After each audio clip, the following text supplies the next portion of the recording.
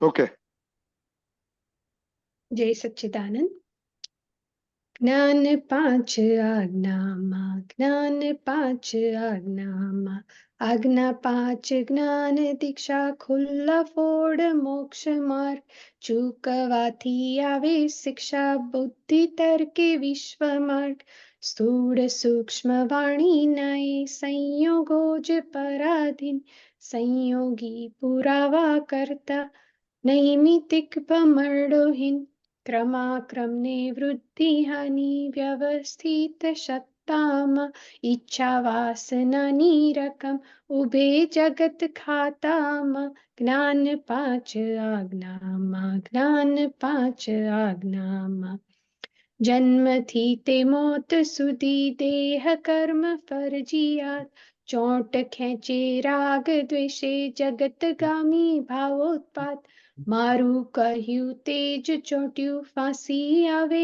ગળામાં, વળગી પડે લફરા બહુ, સંવિકલ્પી દ્વિધામાં, જ્ઞાન પાંચ આજ્ઞામાં, જ્ઞાન પાંચ આજ્ઞામાં, માત્ર સમે સંસરણ, પૂતગલોની અથડામણ, સૌનું એનું એ જ છતાં ઘાટ બદલે ઘડામણ, જીવતો મરતો કોઈ નથી જ્ઞાનીઓની ભાષામાં, પ્રતિષ્ઠિત આત્મા જીવે ભ્રાંતિ રસના સાંધામાં, જ્ઞાન પાંચ આજ્ઞામાં, જ્ઞાન પાંચ આજ્ઞામાં, ટકતી નથી વસ્તુઓ કાળા ધરે મૂલ્યાંકન, આજે સારું કાલે ખોટું, બુદ્ધિ વાળું ડહાપણ, આપણા જ હિસાબો છે આપણા જ ફાળામાં, ડખા વગર ખાઈ લેવું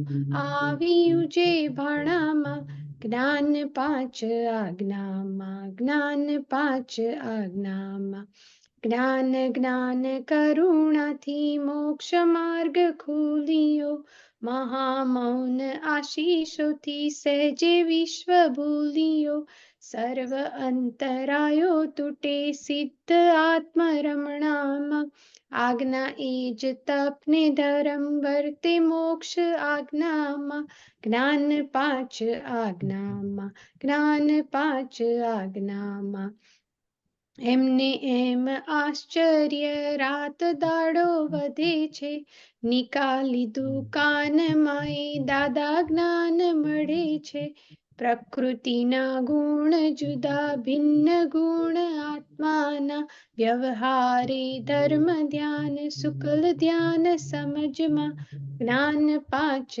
આજ્ઞામાં, જ્ઞાન પાંચ આજ્ઞામાં, સ્પષ્ટ શુદ્ધ ચિત્ત થતા તત્વદ્રષ્ટિ ઉપયોગ, અવસ્તુને દેહ જ્ઞે શુદ્ધ જ્ઞાને સિદ્ધ યોગ, ગનેગારી નિર્જરે છે જાણે મુક્તાત્મા, યથાર્થ જ્ઞાન સ્વરૂપ દાદા મહામુક્તાત્મા, જ્ઞાન પાંચ આજ્ઞામાં, જ્ઞાન પાંચ આજ્ઞામાં.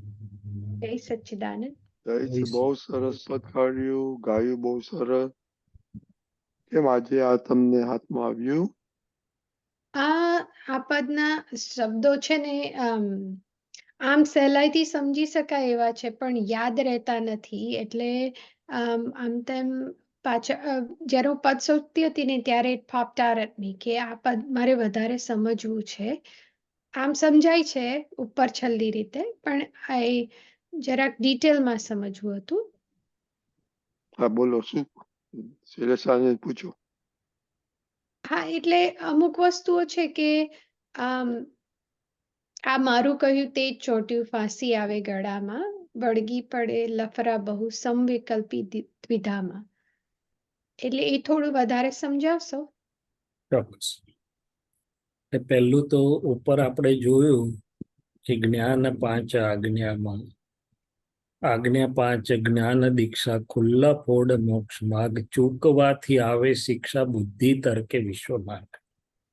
એટલે આપણે પહેલા એકાદ વાર વાત થઈ હતી કે બુદ્ધિ શું, તો કે પાંચ જ્ઞાન અને પાંચ આજ્ઞા સિવાય જે કંઈ પણ જોવાય કે જે કંઈ પણ થાય એ બુદ્ધિમાં સમાય એમ કરીને.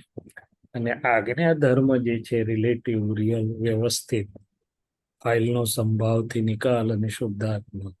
તો કે વ્યવહારના સવારથી સાંજ સુધી ઉકલતા પ્રસંગોમાં ખાસ કરીને જે વિશેષ વ્યવહારો ઊભા થાય ઉકલતા વ્યક્તિઓ જોડે, નજીકની ફાઇલો જોડે કે બીજા પ્રસંગોમાં, ત્યાં દરેક પ્રસંગમાં જો એક પણ આજ્ઞા હાજર થાય તો બધી પાંચે હાજર થઈ જાય.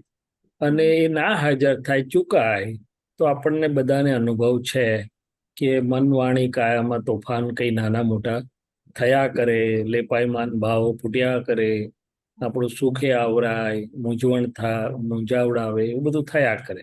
એટલે કે આ બેઝિક દાદાજીએ વાત કરી. હવે આગળ કે છે મારું કયું તે જ ચોટ્યું.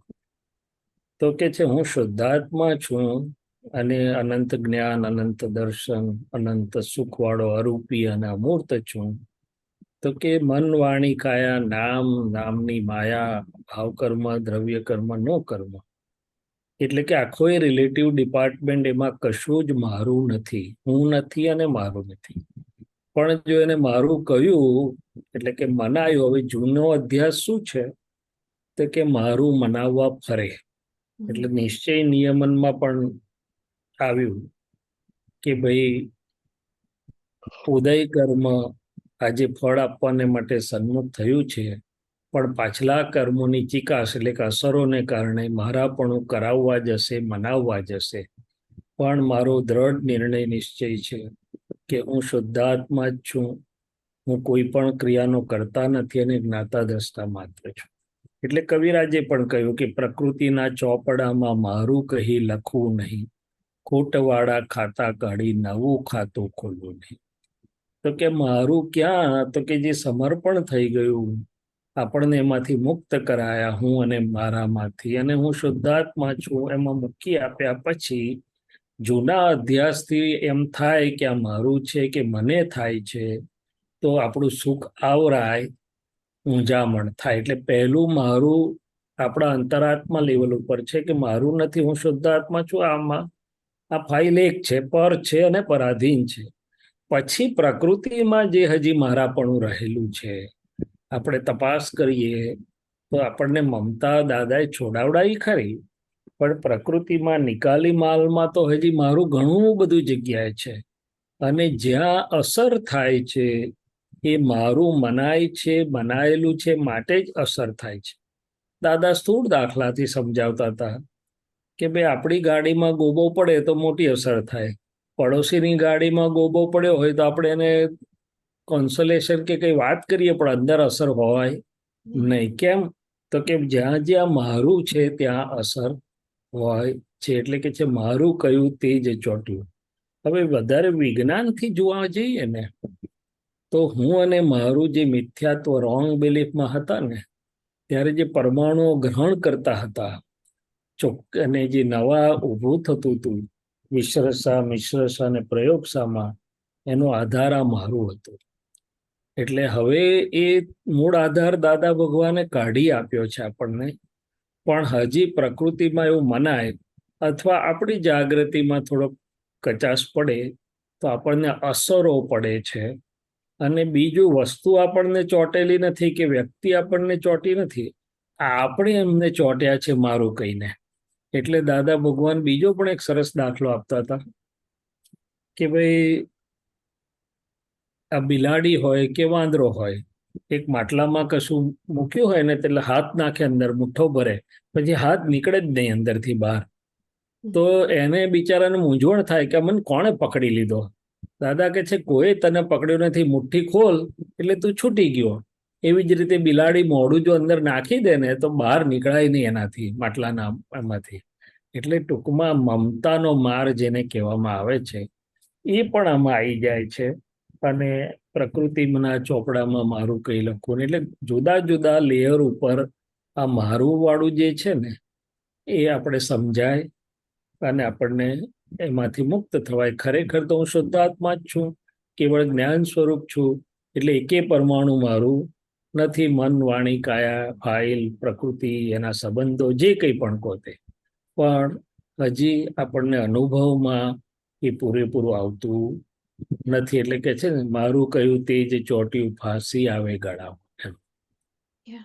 બરોબર. સો મને આઈ વોન્ટ અન્ડરસ્ટેન્ડ કે આ મને જે સમજણ પડે છે બરાબર છે ને કે જ્યારે મૂંઝવણ થાય કે કઈ અસરો થવા માંડે, બેચેની લાગે કે રેસ્ટલેસનેસ હોય, તો સમજી જવાનું કે આમાં કઈ મારાપણું છે ને જ્ઞાનથી તમે દૂર જઈ રહ્યા છો એટલે થાય છે. Is that correct? Yes yes. હવે પ્રકૃતિને થશે ખરી, કારણ કે પ્રકૃતિ હજી એકદમ મારાપણામાંથી છૂટી નથી ગઈ. નથી, right? રાઈટ. કે પ્રકૃતિને તો જો મારું દવાખાનું, મારો વ્યવહાર, મારો બિઝનેસ, મારું આ બધું હોય પ્રકૃતિમાં. Yeah. પણ પ્રકૃતિમાં હોય અને આપણે જ્ઞાતા દ્રષ્ટાપણે જાણીએ અને એની જોડે વાત કરીએ કે ભાઈ આ તારું ખરું, પણ આ નાટકમાં તારું છે, તારે એમાંથી તારો રોલ ભજવ અને નીકળી જા એમ. છેવટે તો આ કોઈ, એટલે એવી રીતે જ્યાં ઊભું થાય છે, નિકાલી માલમાં ઊભું થશે એનો વાંધો નથી, પણ આપણી જાગૃતિમાં રહેવું જોઈએ કે આ પ્રકૃતિને આવું ઊભું થયું છે, આપણે ફસાવા ના જોઈએ. બીજું, પછી પ્રજ્ઞા પ્રકૃતિને સમાધાન આપશે, સમજાવશે અને આપશે, એટલે ધીમે રહીને એ નીકળી જશે મારા વાળો ભાગ. અને દાદાએ તમને કદાચ ખ્યાલ બી હશે એક બીજો રમૂજી દાખલો પણ કહેલો કે ભાઈ મારાની અસરો કેટલી બધી હોય છે. તો કે એક ભાઈના ધર્મપત્ની યંગ એજમાં ગુજરી જાય છે. પેલો ઓલમોસ્ટ ડિપ્રેસ, ગાંડો, જે શબ્દ કહો તે કે મારે જીવવા જેવું રહ્યું નથી. એટલે દાદા એને સમજાવે છે કે તમારા મેરેજ થયા કે એન્ગેજમેન્ટ કે પહેલી વાર જોયા ને કેટલાક વર્ષ થયા? તો પેલો કે છે 7-8 વર્ષ થયા. તો કે 8 વર્ષ પહેલા તમને ક્યાંક રસ્તામાં બસમાં ક્યાંક મળ્યા હોત ને તો તમે કઈ ઓળખત એને, કઈ આપત કે જગ્યા બગે? તો કે ના. તો કે કેમ? તો કે એમાં મારે કઈ હતું નહીં. તો કે આ પહેલી વાર જોયા, રિંગ એક્સચેન્જ કરી, ત્યારથી મારું મારું મારું આટા વીટવાના ચાલુ કર્યા. એની આ બધી ઇફેક્ટ છે. હવે નોય મારું નોય મારું નોય મારું અંદરથી બોલવા લાગ એટલે તું છૂટી જઈશ. એટલે બહાર નાટકમાં તો વૈશાલીબેન મારે તમારે જે ભૂમિકા ફાઇલ આવી નિભાવવી પડે, પણ અંદરથી આપણે નોય મારું કરીને છૂટી શકીએ છીએ. એટલે આ પ્રકૃતિના લેવલ ઉપર અને આપણા શુદ્ધાત્મા અંતરાત્માના લેવલ પર તો વાત જ જુદી છે આપણી. હવે આ બીજી વસ્તુ છે ને કે ટકતી નથી અવસ્તુઓ કાળા ધારે મૂલ્યાંકન, આજે સારું કાલે ખોટું, બુદ્ધિવાળું દાપણ. ઓન ધ સરફેસ ખબર પડે છે કે આ બધી વસ્તુ ટેમ્પરરી છે, પણ જ્યારે જે ફાઇલ આવે ને ત્યારે તો એમાં એટલું ગૂંચવાઈ જવાય છે ને કે એની ટેમ્પરરીનેસ જોઈ શકાતી નથી અને બુદ્ધિ ઠીક. બિલકુલ કરેક્ટ છે. એનું નામ જ ફાઇલ, કારણ કે ફાઇલ એટલે જ તે અસર લઈને જ આવે. અસર લઈને ના આવે તો એને ફાઇલ કહેવાતી પણ નથી. ફોર એક્ઝામ્પલ, આપણે પ્લેનમાં કે આમ કે તેમ કે જતા હોય તો આજુબાજુ વાળાનું કંઈ આપણને અસર પડતી નથી, પણ જ્યાં અસર પડે ત્યાં આપણે સમજીએ કે આ ફાઇલ થઈ મારા ચિત્તની અથવા તો વોટ એવર. એટલે એક રીતે, એટલે પણ અસરો તો થશે પ્રકૃતિને, પણ પ્રજ્ઞા શું કરશે? આપણે પ્રજ્ઞાનો પક્ષ લઈ પહેલું આપણે શું કરવાનું છે? તો કે હું શુદ્ધ આત્મા છું, આ અસર પણ મને નથી ને અસર મને હોઈ શકે નહીં, હું તો એનાથી મુક્ત એવો શુદ્ધ આત્મા છું. એટલે કે પોતાની ખુરશી પર બેસી જઈએ પછી પ્રજ્ઞા દેવી પ્રકૃતિને અજવાળું આપશે કે ભાઈ આ ફાઇલનો સંભાવથી નિકાલ કરો. અને ફાઇલનો સંભાવથી નિકાલ એટલે પોલમપોલ નથી, સિન્સિયરિટી ને મોરાલિટી તો છે, પણ એ રિલેટિવ છે. એટલે દાદાએ શું કહ્યું? ભાઈ રિલેટિવમાં સુપરફ્લુઅસ રહેજો અને ફાઇલનો સંભાવથી નિકાલી છે તે કરજો. એટલી અસર લાંબી નહીં ચાલે, એટલો વખત રહેશે, પછી તરત બહાર આવી જવાશે સંજોગ પૂરો થવાથી. નહીં તો શું થાય કે સંજોગ ગયા પછી પણ આપણને એમાંથી અસરમાંથી બહાર નીકળવા ના આવે. પણ પેલું પ્રજ્ઞા એને સમજાવે પ્રકૃતિને એટલે તરત બહાર નીકળી જાય. શું કરે? અને બહાર નીકળી જાય એટલું જ નહીં, પણ એને સમજાય પણ ખરું કે ભાઈ ઓલ ધીઝ આર પાસિંગ ફેઝિસ. સંજોગો માત્ર વિયોગી સ્વભાવના છે અને પસાર થઈ રહેલા છે. એટલે કે અવસ્તુ એટલે કે જે કાયમની નથી તે. એટલે શુદ્ધાત્મા અને 6 તત્વો એ પોતપોતાના સ્વભાવમાં કાયમના છે, પણ આ જે પરિવર્તનશીલ અવસ્થાઓ છે જગતની રિલેટિવ, એમાં કાયમનું નથી લાગતું એમ. અને બીજું શું થાય, કાળા ધારે મૂલ્યાંકન, એટલે આપણને લાગે કે આજે આ વસ્તુ સારી છે, 6-12 મહિના પછી કે કાલે કે થોડાક સમય પછી આપણને જ એવું લાગે કે આમાં કંઈ હતું જ નહીં, આ ક્ષુલ્લક હતું એમ. અને that we experience all the life throughout એમ. એટલે કે છે કે ટકતી નથી, જે તે સમયે એનું આપણે મૂલ્ય આંકેલું, પછી આપણને પોતાને જ એવું લાગે કે હારું આ તો બરોબર નતું. માટે આ પરિવર્તનશીલ છે, રિલેટિવ છે. ફાઇલના સંભાવથી નિકાલનો આધાર રાખીને નીકળી જાવ કે છે. બરોબર. બરાબર. અને એની નીચે છે ને કે આપણા જ હિસાબો છે આપણા જ પાડામાં ને Yes, એ તો બહુ મોટું છે ને. પણ હા બુદ્ધિ ડખો કરે, બુદ્ધિ માનવા જ ના દે ને આપણને. ના ભાઈ બિલકુલ આપણા જ હિસાબો તો બરોબર છે, પણ એ તો બધું થયા પછી આપણે પ્રયત્ન તો કરવા જ જોઈએ, આમ તો કરવું જોઈએ, આમ તો કરવું જોઈએ. બુદ્ધિ તો એકદમ આપણને બેસવા ના દે. પણ યસ, હકીકત આ છે કે ભાઈ આપણે, એટલે શાસ્ત્રો અને જ્ઞાનીઓ શું કે છે, જે પૂદગલ સ્પર્શના નિશ્ચય સ્પર્શેશ હોય, અમારા મન વાણી કાયાના અણુ પરમાણુઓના ઉદય ફળ પ્રમાણે જેટલું સ્પર્શવાનું છે એટલું જ સ્પર્શે, એટલું જ એની પાસે આવે. એટલે એને જોઈને જમા કરીને નીકળી જાવ કે છે. આપણા જે હિસાબો છે, આપણા જે ફાળામાં ડખા વગર ખાઈ લેવું આવ્યું જે બનાવ, એટલે કે પ્રાપ્ત સંયોગો જે છે એનો સુમેળ સાધીને સંભાવથી નિકાલ કરીને નીકળી જાવ કે છે. શું કે છે, આ એક નીચલા લેવલનું એડજસ્ટમેન્ટ છે, આપણા જે હિસાબો છે એનાથી એક સ્ટેપ ઉપર જાય છે વિતરાગતા તરફ. એટલે એને આય જરૂર નથી પડતી કે ભાઈ સંજોગો આવે છે ને જાય છે, ખાલી મન વાણી કાયને સ્પર્શના એટલે કે ઇફેક્ટ થતી હોય તો પ્રજ્ઞા એને સમજાઈ દે છે કે ભાઈ આ બધું જ પસાર થઈ રહેલું છે, ખાલી શું છે. અને ખરેખર એ સુખ કે દુઃખ આપનારું નથી. ખરેખર તો પોતાની માન્યતાથી ચિત્ત એમાં ફસાય કે અહંકાર રસ લે તો જ છે. બાકી આપણે હું શુદ્ધાત્મા છું વિચારીએ તો કશું સ્પર્શતું નથી આપણને અંદર જો જોઈએ તો. મારો પદ સિવાયનો એક બીજો ક્વેશ્ચન છે હા શૈલેષાબેન. જી જી જી. મને એવું થાય કે જેટલું ઇન્ટેન્શન તો એવો હોય કે એવરી ફ્રી મોમેન્ટ હોય જે વ્યવહારની ચીજો સિવાય તે જ્ઞાનમાં ઉપયોગમાં લઈએ તો, પણ પછી ફાઇલ નંબર 1 ની જે ઈચ્છાઓ હોય એની જે એને what I want to know is કે આપતપુત્રો કોન્સ્ટન્ટલી દાદાના જ્ઞાનમાં જ રહી તો તમે ફ્રી ટાઈમમાં how do you know what's happening in the world? How do you stay in touch with the world besides your clinic, your satsangs? How do you spend your free time? I'm just curious કે કેવી રીતે. બહુ સારું પૂછ્યું.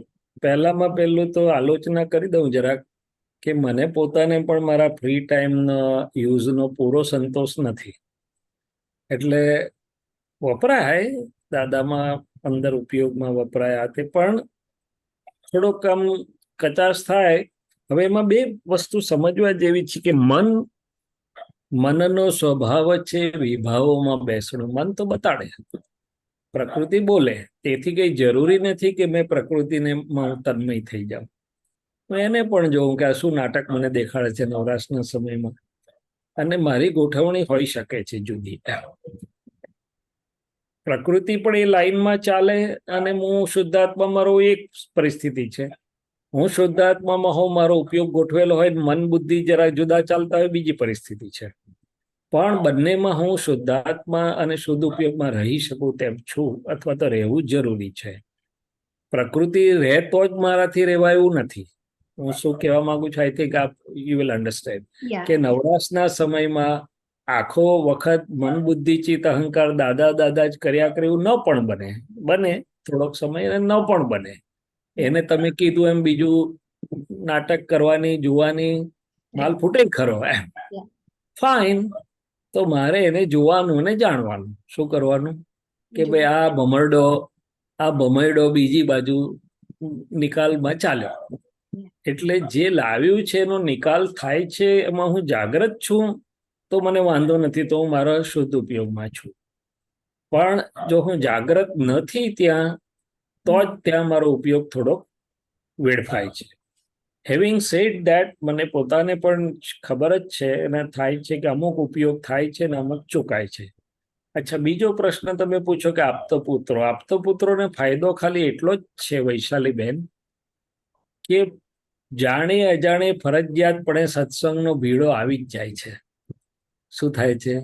એટલે વારે ઘડી અમે સત્સંગના ભીડામાં આવી જવાથી પેલું બધું ઉડી જાય છે, થોડો ઘણો લોસ ગયેલો હોય તે, અને આ બાજુનું પાણી ભરાઈ જાય છે. એટલે દેટ ઇઝ ધ એડવાન્ટેજ. એટલે હવે એનું મૂળ આધાર શું?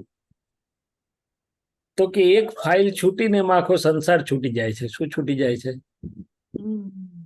આ ફાઇલ 1 and 2 વાળો હિસાબ બંધ થાય એટલે એને મેન્ટેન કરવા માટેનો જે આખો સંસાર છે એ લગભગ છૂટી જાય. હા, આ જે અમારો હિસાબ રહ્યો ક્લિનિક બિનિક એ જુદી વસ્તુ છે, પણ જે ચિકાશ વાળો આખો ભાગ હતો એ ત્યાં ઉડી ગયો.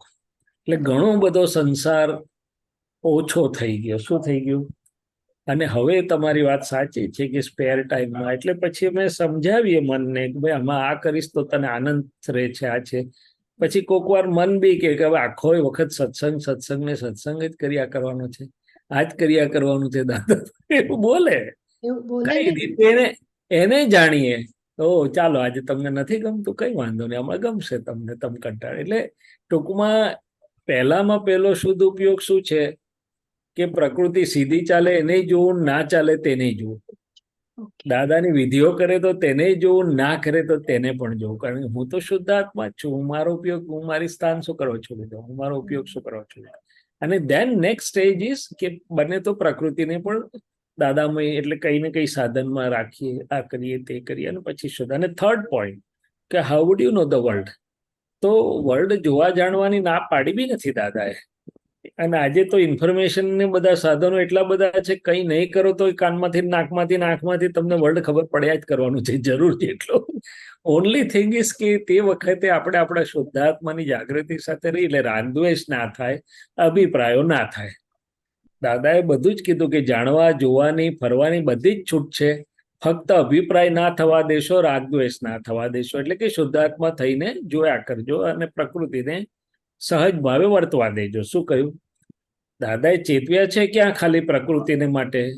એક અણહકનું, એ તો કોઈ હિસાબે ચાલે નહીં. બીજું કે મિશ્ર ચેતન જોડે ભાઈ ચેતોલો રહેજે, કારણ કે તારે નહીં કરવું હોય તો એ પેલું દાવ માંડશે, છૂટવા નહીં દે. તારે છૂટવું હશે પેલું નહીં છૂટવા દે. માટે બે જગ્યાએ જરા જાગ્રત રહેજે, સંભાવથી નિકાલ કરી દેજે. હા જે છે એનો. બાકી બધી જલેબી ખાવાની ના નથી પડી, ભજીયા ખાવાની ના નથી પડી. આજે તમે અણહકનું કીધું તો સમજાવ્યું, પણ મિશ્ર ચેતન વાળું થોડું ક્લિયર કરશો? મિશ્ર ચેતન એટલે આપણે જે મિશ્ર ચેતન ફાઇલ લાવ્યા છીએ, હા, અત્યારે ઓલરેડી લાવ્યા છે, એનો વાંધો નથી. પણ આપણને જાગૃતિ એટલી રહે કે આમાં બહુ મજા લેવા જેવું નથી, કારણ કે જે દિવસે આપણને નહીં જોઈતું હોય પણ સામે વાળું દાવો માંડશે. મિશ્ર ચેતન એ દાવો માંડે એવું છે. એટલે દાદાએ કહ્યું કે ત્યાં થોડુંક સાવધાનીપૂર્વક નીકળી જજો, સંભાવથી નિકાલ કરીને. મિશ્ર ચેતન એટલે જીવતી વ્યક્તિઓ. બરાબર, જીવતી વ્યક્તિઓ. ઓકે. ને આ જે પ્રકૃતિ પ્રત્યે જે આગ્રહ હોય છે ને, કે આ જ્ઞાનમાં અત્યારે આમ રહેવાનું જ, કે આમ કરવાનું જ, કે આ કરવાનું, તો એટલે એ જે સહજતા જતી રહે છે, બીકોઝ ધેર ઇઝ આમ હોવું જ જોઈએ ને આમ હોવું જ જોઈએ. તો એને કેવી રીતે કહેવાનું કે રિલેક્સ થઈને વાંધો નહીં, જો જે બધું અનફોલ્ડ થાય છે તે પ્રમાણે? હા, એટલે બે વસ્તુ છે કે શરૂઆતમાં શું છે કે બે વાત સમજવા જેવી છે કે મન વિરોધાભાસી સ્વભાવનું છે, પણ પ્રકૃતિ નિયમવાળી છે. એટલે પ્રકૃતિને આપણે એક નિયમમાં કલ્ટિવેટ કરીએ ને, ભાઈ 4:30 વાગે ઉઠવું જોઈએ, તો 2-4 દિવસ પછી વગર ઘડિયાળે 4:30 ઉઠતી થઈ જ જાય. ફોર એક્ઝામ્પલ કહું છું. એટલે પ્રકૃતિ નિયમવાળી છે કે જેવું તમે ઢાળો એને એવું ઢળે. મન બધું અવિરોધાભાસી છે. મન આમે દેખાડે, તેમે દેખાડે, તેમે દેખાડે, તેમે દેખાડે. એક દાડો કહેશે 8-10 વાગ્યા સુધી હુઈ રહેવા દો, બીજે દાડા કહેશે કે હું માંડ્યું છે 4 વાગે. એટલે મન અવિરોધાભાસી છે. એટલે મનને ઓળખવાનું, પ્રકૃતિને ઓળખવાની.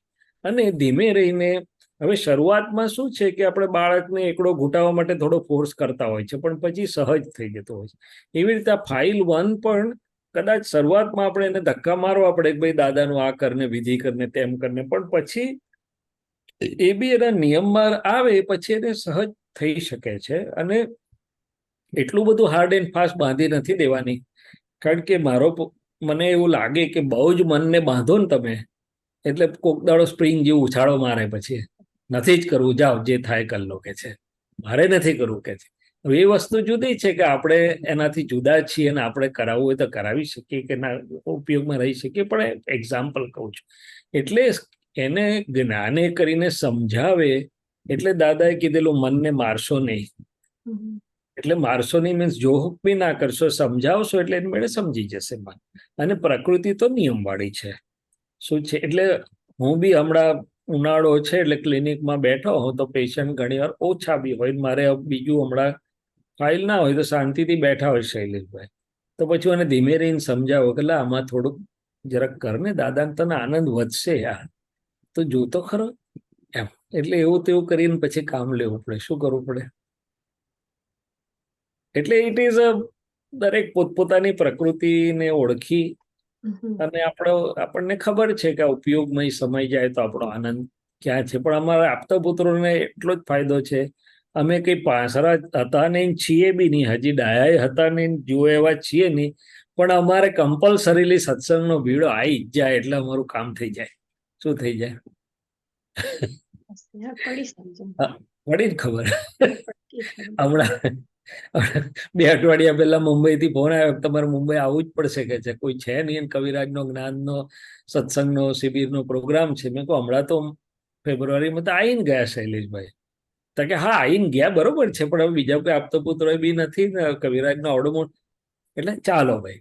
એટલે 2 દિવસનું આખું બધું સત્સંગનું પાણી ભરાઈ જાય. એટલે પછી અમારે આવું રહ્યા કરે. શું રહ્યા કરે કે ભીડો આવે એટલે દાદાએ કહ્યું સત્સંગનો ભીડો આવે તો જ કુસંગ હટતો, દોડો દોડો દાદા. એ કુસંગ બીજું કઈ નથી, મનના લેવલના જે જુદા પરમાણુઓ છે બધા ફૂટે છે. એટલે કોક દાડો એને થોડીક છૂટ આપવાની.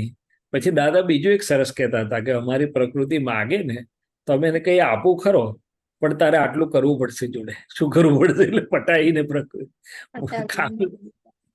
Something like that. પણ છેલ્લી વાત કે આ દાદાનું વિજ્ઞાન એક જીવંત વિતરાગ વિજ્ઞાન છે. એમાં એવું નથી કે આપણે આટલું જ કરીએ ને આ જ વિધિ કરીએ ને આ જ વાંચીએ ને આ જ કરીએ. ના ના ના ના, આપણે જગતમાં જ્યાં સંજોગમાં ભેગા થાય છે એમાં આપણે અજવાળું વાપરીએ. હું શુદ્ધાત્મા છું, સામે રિલેટિવ શુદ્ધાત્મા છે, જુઓ વ્યવસ્થિત બધાનું કેવું ઉકલે છે. અને ખાસ તો પછી આપણી કલ્યાણની ભાવના હોય બધાને માટે, એ જે જીવતો પ્રયોગ છે ને એ ખરેખર દાદા ભગવાનની વિતરાગોના વિજ્ઞાનની આનંદ અને મજા છે. અને આ તો આપણા સત્સંગમાં બરોબર છે કે આપણે બધું કરીએ, પણ જે નોન મહાત્મા ગ્રુપમાં જવાનો બધા પ્રસંગ આવે આપણને, અને આવવાના જ બધાને જ આવે, એ વખતે જ આ વિજ્ઞાન જીવતું રહે છે આપણું, અને જુદે જુદે સ્વરૂપે અંદર બહાર કામ કરે છે. ધેટ ઇઝ વેર દાદા ભગવાન સ્ટેન્ડ્સ. સમજાય? એટલે એ રીતે પછી વિજ્ઞાન વપરાયા કરશે. ખ્યાલ આવે મારે? બરાબર. જય સચ્ચિદાનંદ. જય સચ્ચિદાનંદ.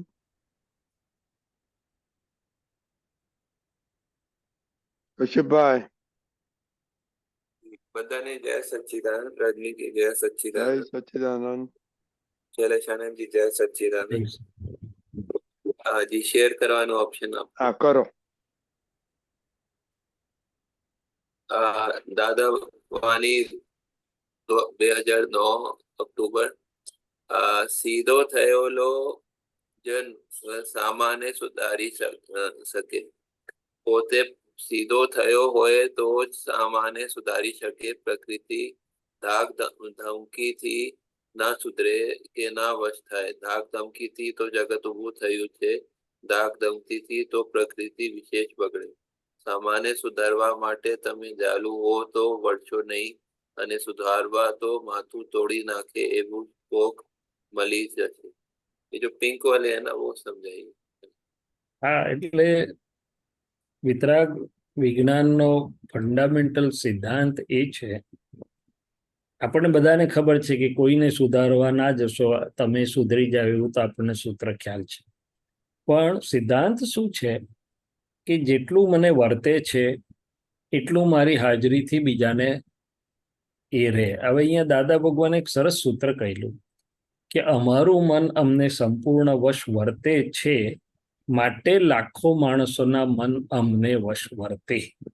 જો આપણું જ મન આપણને વશ ના વર્તતું હોય તો આપણે લાખ ધમ પછાડા કરીએ પણ બીજાનું મન તો આપણને વશ વર્તે જ નહીં, ઉલટાનું ઊંધું જ થાય. શું થાય? એટલે આ વસ્તુ છે કે પોતે સીધો થયો હોય એટલે શું? તો કે અંદરથી બધી ભૂલોમાંથી મુક્ત થયો છે, પ્રકૃતિ સરળ રુજુ મૃદુ છે અને બધી ભૂલોમાંથી મુક્ત થઈ રહ્યા છે, થયો છે, ડિસ્ચાર્જ અહંકાર વગેરે બધું ખાલી થયેલું છે. તો એની હાજરીથી જ સામેવાળો સુધરી જાય.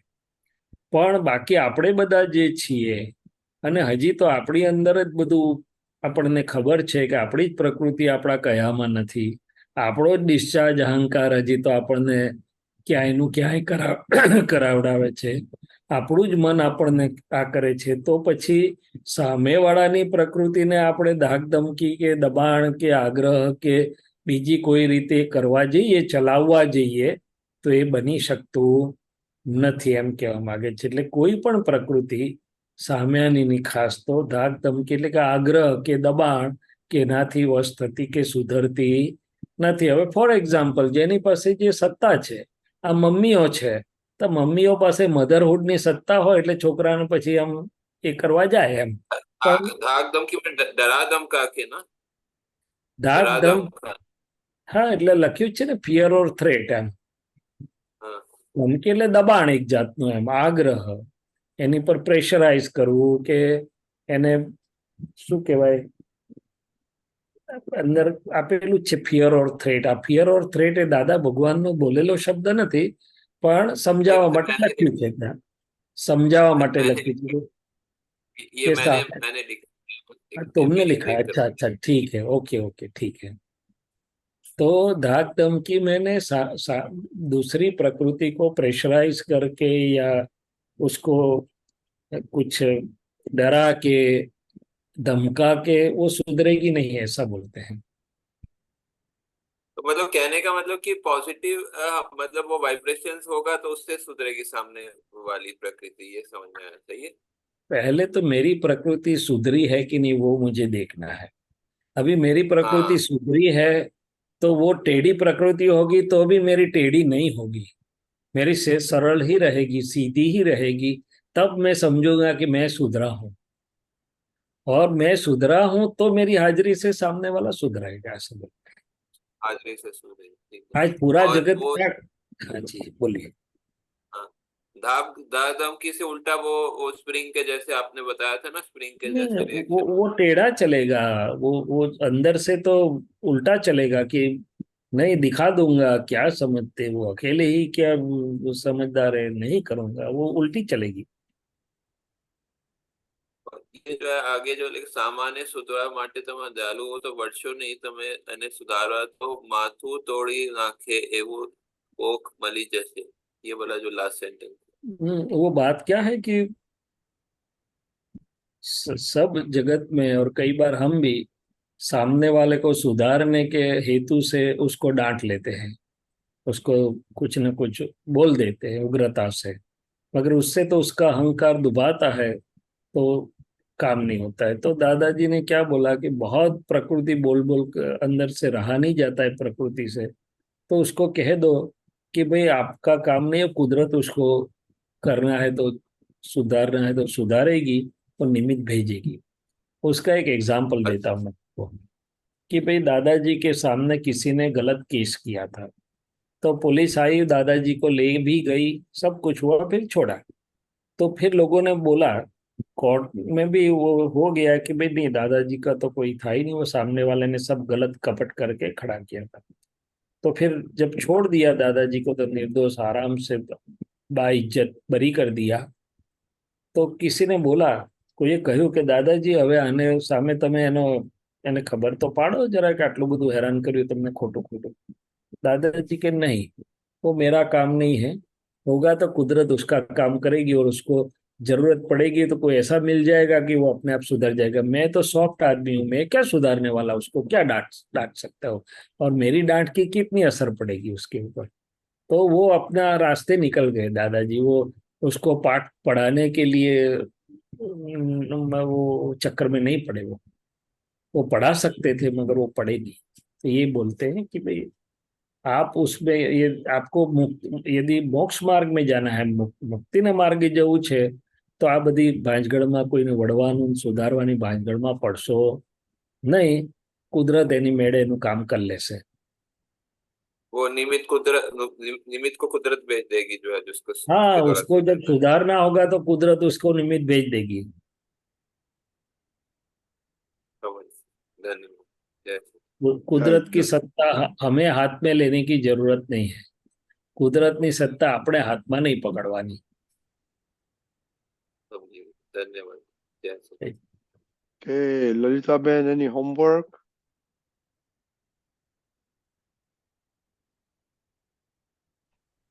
Yes, Jai Sachidanand. I was reading about bhav and its